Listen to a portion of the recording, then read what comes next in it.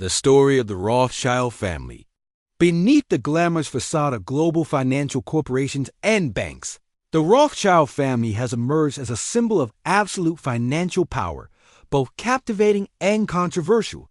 From the 18th century, by manipulating national bond markets and financing both sides in wars, this family has skillfully built an almost invisible yet tightly controlled network over governments, royalty, and financial elites. Their power does not come from guns or thrones, but from their ability to control money, the force capable of buying both crowns and morality. The eerie silence of the media regarding the Rothschilds' true role in global financial crisis, from the Great Depression to oil market upheavals, only makes their image more haunting. A family that does not need to appear in public yet can shake the global economy with a single nod in the shadows. That is the true terror. Behind the mask of philanthropy, art preservation, or scientific funding lies a manipulation machine of chilling precision and ambition beyond public comprehension. The Rothschild family is not merely a dynasty, but a living symbol of a world order that the masses have never been allowed to fully understand. Welcome to EconomicStory-Channel, where we tell captivating stories of modern and historical economics, not just stopping at isolated events or dry timelines, but creating tight connections through deep exploration and analysis.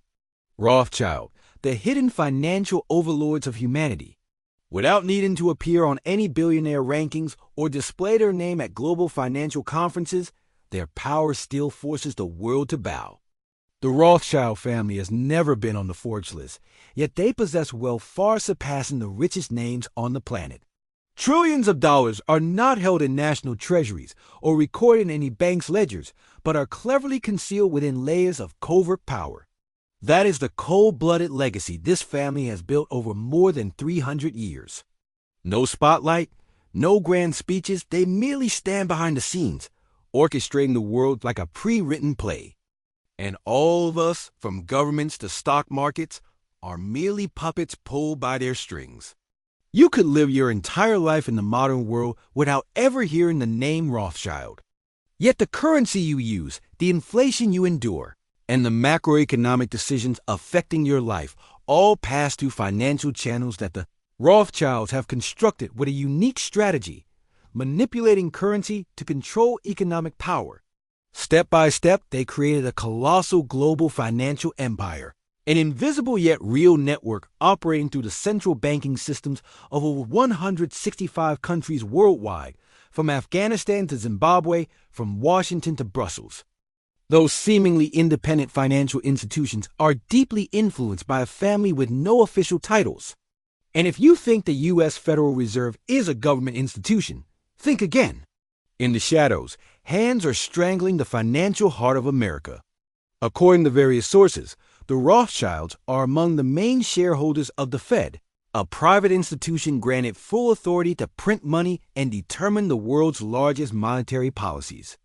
The Fed is not subject to oversight by the U.S. Congress, not under the control of the courts, and does not need to heed public opinion. It is loyal only to a single power group, those who created it to serve their own interests. And Rothschild is the first name mentioned on that list.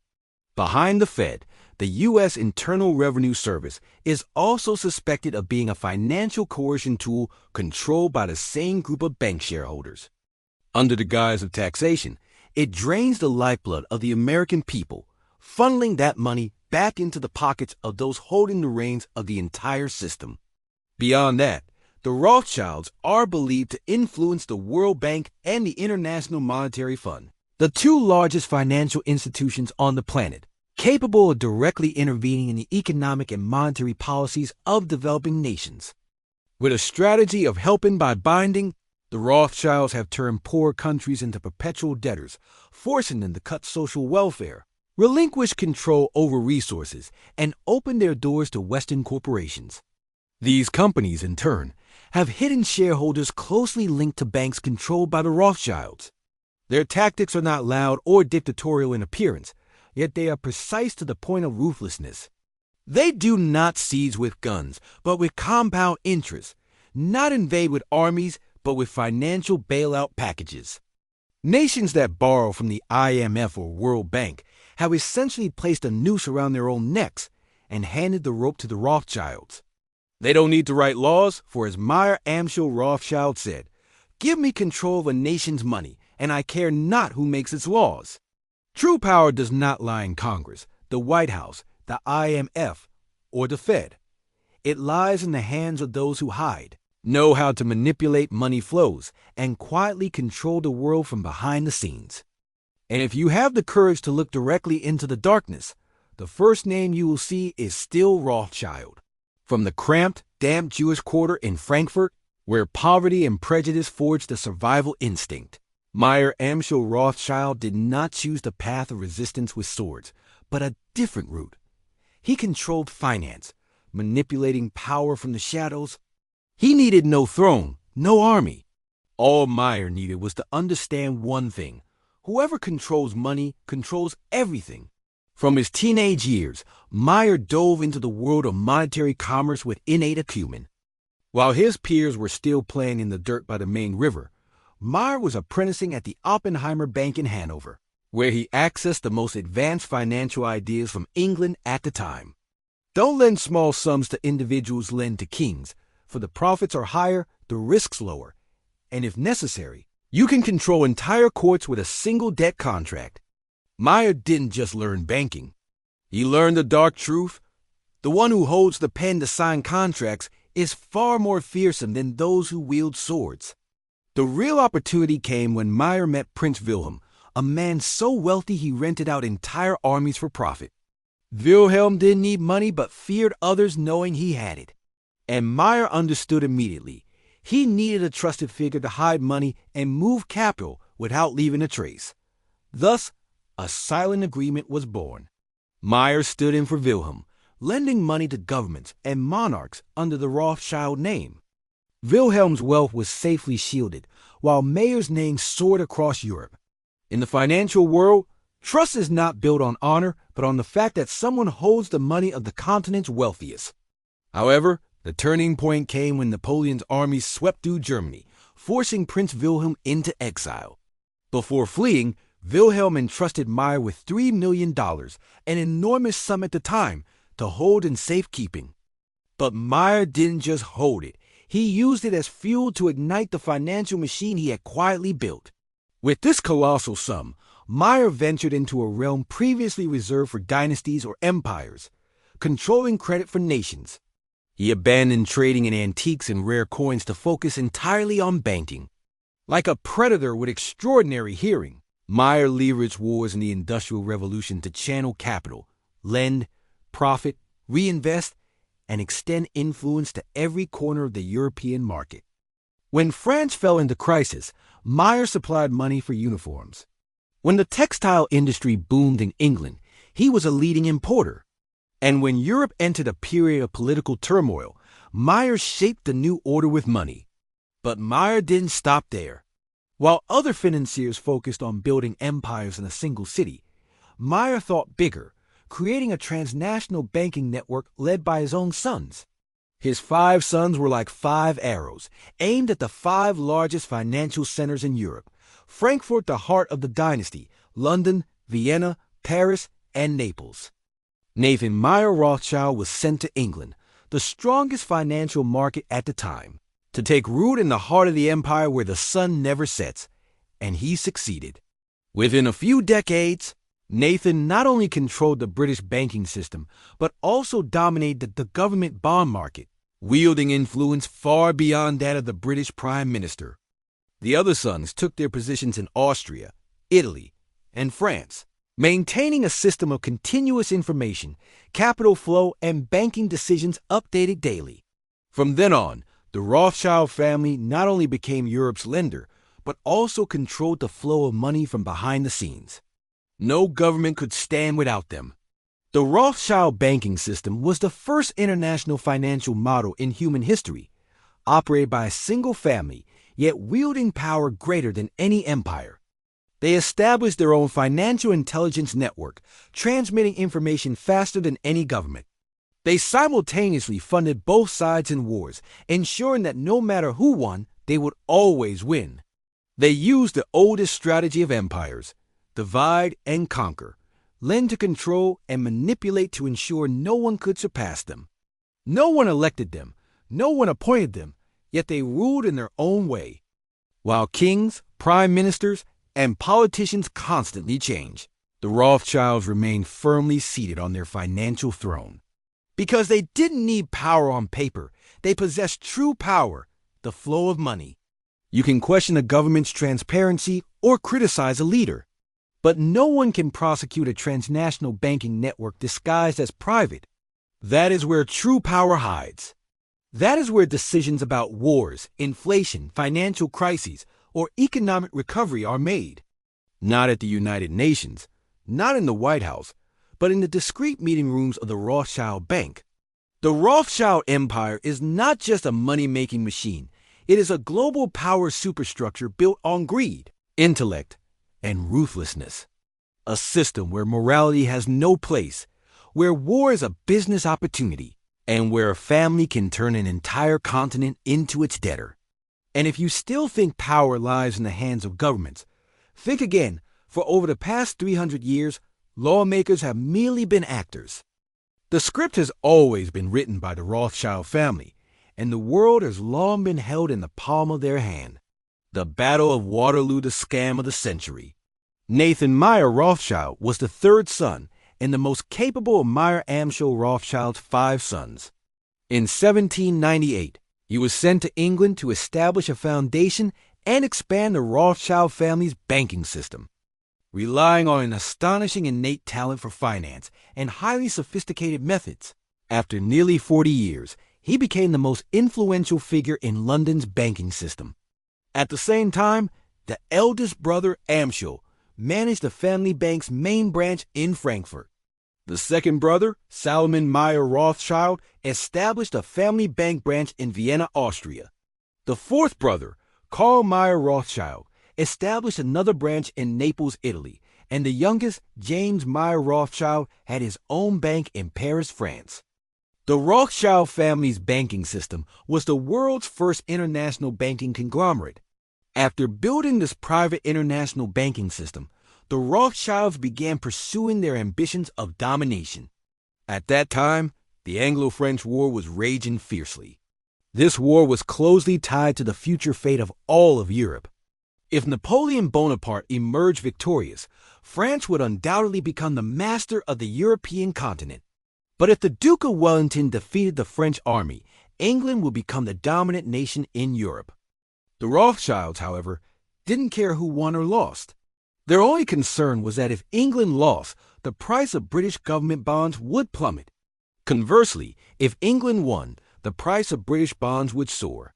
How could they fully exploit this war to bring in the greatest wealth for themselves? Before the war broke out, with their far-sighted vision, the Rothschilds had established a strategic intelligence gathering system and a rapid communication network of their own. A strategic intelligence espionage network called the Boys was set up.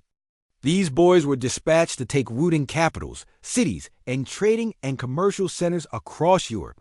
Intelligence on commerce and politics was constantly shuttled between London, Paris, Frankfurt, Vienna, and Naples. The accuracy, speed, and efficiency of this intelligence system surpassed all government intelligence networks. This kept the Rothschild family in a superior position in international competition. The situation unfolded very favorably for the Rothschilds in England. While Nathan Rothschild provided funds to the Duke of Wellington to equip his army in France, Napoleon was constantly negotiating to borrow money from Nathan's brother James Rothschild to bolster his forces. At this point, who won or lost no longer mattered. In fact, the Rothschilds even hoped the conflict would drag on to amass more wealth. On June 18, 1815, Waterloo, one of the most decisive battles in European history, took place. While the entire continent watched the deadly clash between the Duke of Wellington and Napoleon's Grand Army, in another dark corner of the world, a battle without guns or corpses, yet 100 times more ruthless and effective, was quietly unfolding, the historical manipulation called Rothschild. While tens of thousands of soldiers were spilling blood on the battlefield, Nathan Meyer Rothschild's private financial espionage network was activated. No government, not even the British, possessed an intelligence system as fast and effective. Russell, one of the spies dispatched by the Rothschilds to the field, was the first to witness the outcome. Napoleon had been defeated, and the British had won a complete victory. Without a moment's hesitation, this spy galloped to London, outpacing even the state's cavalry, to deliver the news directly to Nathan before any other official channels. From that moment, the power game officially began. Nathan read the intelligence report with a calm gaze, as if he had anticipated everything. He didn't smile or issue loud commands. He simply rode quietly to the London Stock Exchange, where the investment community was holding its breath in suspense. All eyes followed Nathan's every step and name. The entire market revered for his precision and uncanny ability to sniff out money. Nathan, like a financial deity, entered the trading floor with a face as cold as cash.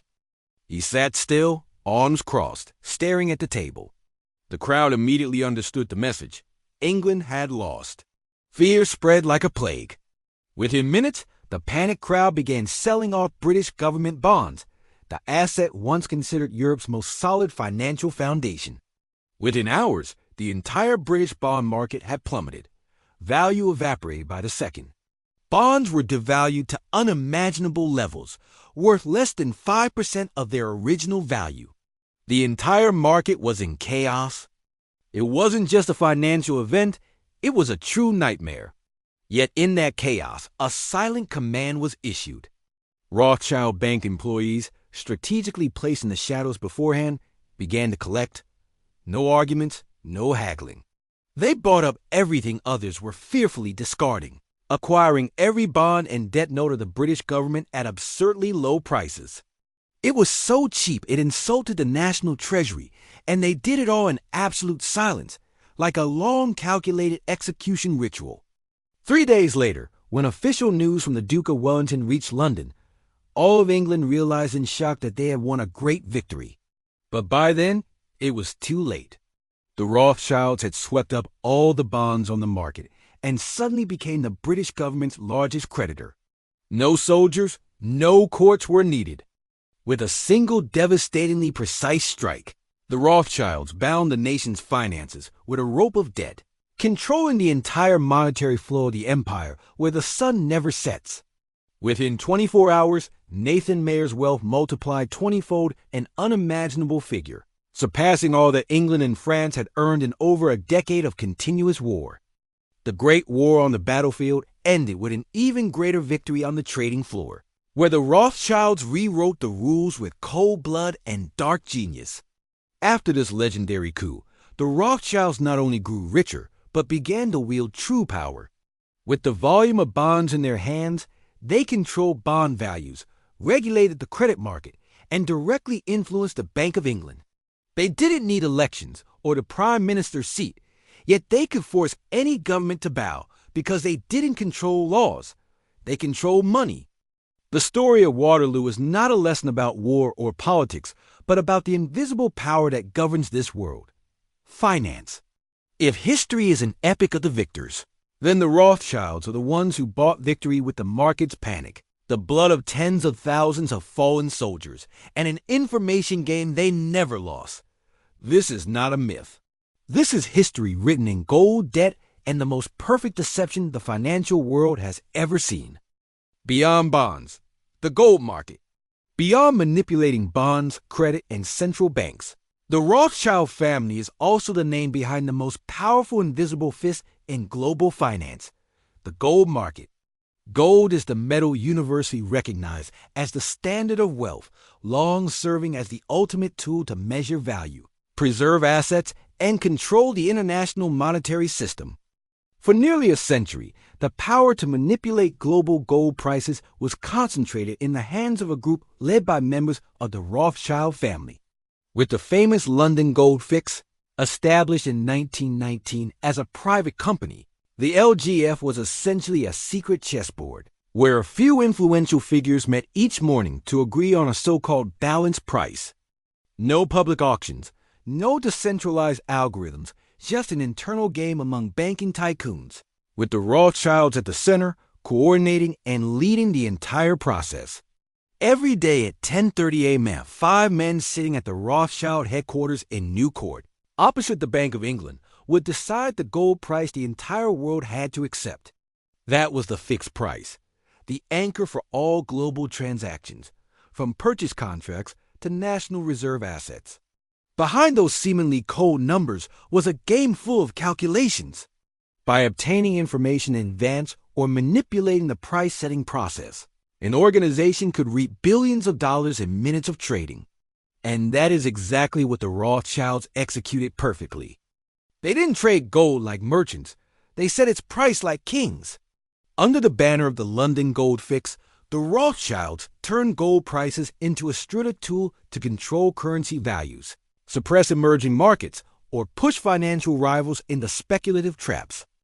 After Napoleon's wars, the Rothschilds accumulated much of Europe's gold, and when the continent was exhausted by war, they were the only ones able to supply gold, thereby controlling the demand for currency stabilization in nations. The London Gold Fix was born as the next step in this strategy. No need to hoard all the gold, just control its price. And when the gold price was decided each morning at their private meeting table, the entire world, from central banks to small retail investors, was playing a chess game with rules written by the Rothschilds. But absolute power always comes with absolute risk. After decades of manipulating gold prices, signs of power abuse began to emerge. Many experts and financial journalists questioned the fairness and transparency of the LGF, public investigations, and pressure mounted, and the risk of a global scandal akin to Libor seemed only a matter of time. In 2004, as if playing a prearranged card, the Rothschilds suddenly announced their withdrawal from the London Gold Fix and sold their position to Barclays. But people were not easily fooled. The financial world understood that the Rothschilds hadn't quit the game. They simply retreated into the shadows, dodging the scrutiny of the public and regulators. They no longer sat in the chairman's seat, but still orchestrated from behind the scenes through shares, strategic partners, or indirect financial channels, just as they manipulated governments without running for office. Now, they continue to manipulate the gold market without publicly showing their name. This is not just a story about gold, it's a story about absolute power disguised as a free market. And once again, the Rothschilds remain the scriptwriters. While the world believes it trades freely, in reality, every gold bar bought and sold, every contract signed, has already been controlled by a hand no one dares name, but everyone knows exists. And that name is still Rothschild. The invisible empire today. In a world increasingly chaotic with information and exposure, the irony is that the most powerful are the least mentioned. The Rothschild family today seems to have vanished from the public spotlight as if they have abandoned their manipulative past. But don't let that silence deceive you. The Rothschild empire has not collapsed. They have simply retreated deeper into the shadows, more discreet and dangerous than ever before. No Rothschild names publicly appear in politics or at the helm of major central banks. No gold price fixings in London are held at their headquarters. But true power never needs to perform. While tech billionaires compete for rankings on Forbes, counting every billion to flaunt their stature, the Rothschild family remains silent. They don't appear on lists of the world's richest because, if truly accounted for, no one might qualify to stand beside them. Currently, assets indirectly controlled by the Rothschilds span critical sectors from banking and global finance to energy, mining, and real estate. The R&C conglomerate is just the tip of the iceberg. They still manage strategic investments in Europe, the Middle East, and Africa. Through private investment funds, asset trusts, and multi-layered legal entities, they control many rare resources in Africa and Latin America where weak governments and debt are always fertile ground for manipulation. Yet none of this ever makes it to the headlines. Not a single line in mainstream media, not a viral tweet, just calculated silence. Modern family members live so discreetly that it's nearly impossible to find photos, asset records, or lists of companies directly in their names. A few individuals like Jacob Rothschild or Nathaniel Rothschild have appeared at financial events, but always as advisors or investment overseers, never claiming to lead the empire. They don't need that. For those who truly hold power don't need titles or chairman seats, they only need to control who sits in them. That's why the current extent of the Rothschild family's influence remains an enigma that baffles researchers. No transparent data, no public financial reports, the system of subsidiaries, affiliated companies, and offshore investment funds is designed like a labyrinth that even financial regulators cannot trace to its roots. And that is what makes the Rothschilds unique. True power lies not in presence, but in invisibility. When people cannot see you, they cannot measure you. You become an invincible force. The Rothschild family has stepped away from the political spotlight and direct positions in the financial system. In exchange for something even more formidable, invisible power, unassailable, indestructible, and leaving no trace. They don't need to control Congress, run for office, or make statements to the media. They only need to stand behind financial institutions, central banks, and energy and resource conglomerates.